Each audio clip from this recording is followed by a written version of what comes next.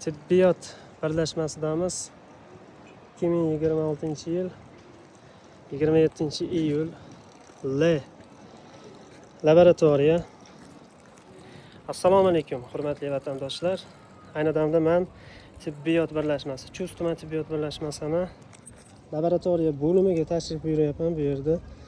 Hozir xalqimiz tomonidan shunaqa bir fuqarolar tomonidan murojaatlar qilingan ekan, ya'ni tibbiyot birlashmasida laboratoriya bo'limida o'sha tahlillarni yaxshi chiqarib berishmagani va u qaysidir shifokorlar tomonidan xususiy klinikalarga yuborish holatlari bo'lyapti ekan. Ya'ni tibbiyot birlashmasida yaxshi chiqarmaydi. O'sha poytaxt med diagnostikasiga borishinglarni, o'sha yerga borib topshirishinglarni aytamiz deb ko'pchilikka shunaqa deyishayotgan ekan. Biz haqiqatan ham yaxshi chiqmaydimi, yo'qmi, mana shuni bilish maqsadida shu bo'limga keldik. Bu tibbiyot birlashmasining laboratoriya bo'limi. Assalomu alaykum. Kirsak bo'ladimi?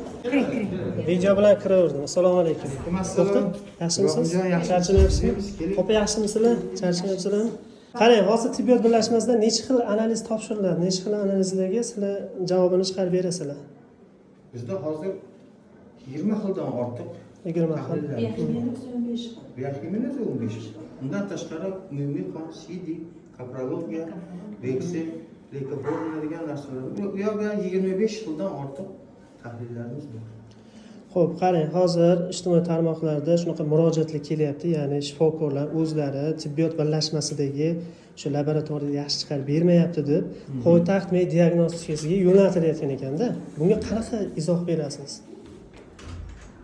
Haqiqatan ham poytaxt med diagnostikasida mavjud laboratoriya tahlillari bizda yo'qmi? Bizda davlat tashkilot bermaganmi? Mana shu holat bo'yicha aniqlik kiritib bering. To'g'ri, endi ular bo'yicha ta'minotimiz yo'q. Nimaga? Biz byudjet tashkilotimiz. Ular xususiy klinika. Ya'ni ular analizlarni pulga qiladi. Shu pul evaziga ular reaktiv sotib kerakli apparaturalar oladi, o'ziga sharoit qiladi. Bizda lekin davlat tomonidan nima berilsa, shuni qilamiz.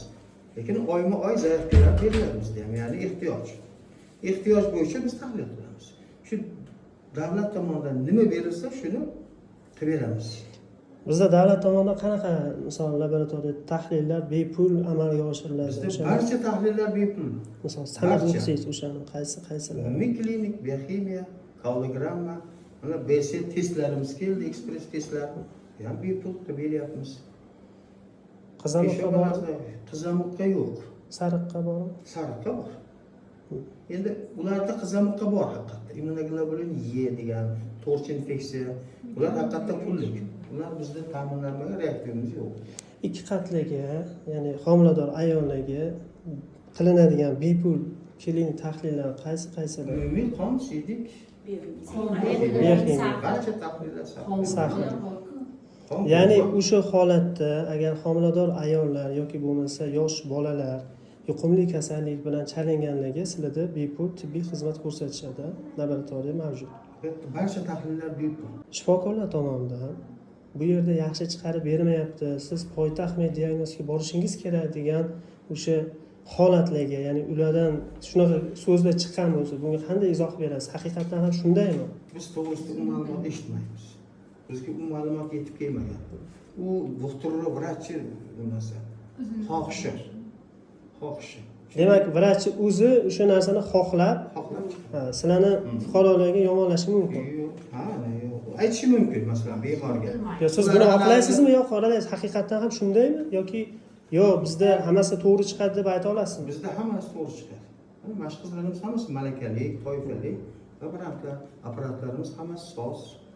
Reaktivlarimiz ta'minlangan, malakali, toifali, hammasi laboratoriya. Tushunarli. Bu bioximik analizator, bu IFA analizatorimiz. Narig'onada gemotologik analizator, avtomat analizator. Demak, bizda ma'lum miqdor fuqaroni rozi qiladigan darajada nima bor, ha? Apparatlarimiz bor, lekin reaktiv ta'minotimiz byudjetga qarab. Masalan, byudjetga qarab deyapsiz. Bu qachongacha davom etishi mumkin? Masalan, tibbiyot birlashmasini tashkil topganiga mana shu binoga ko'chganingizga 3 yil bo'ldimi? 3 3 yil bo'ldi. Bo'ldi.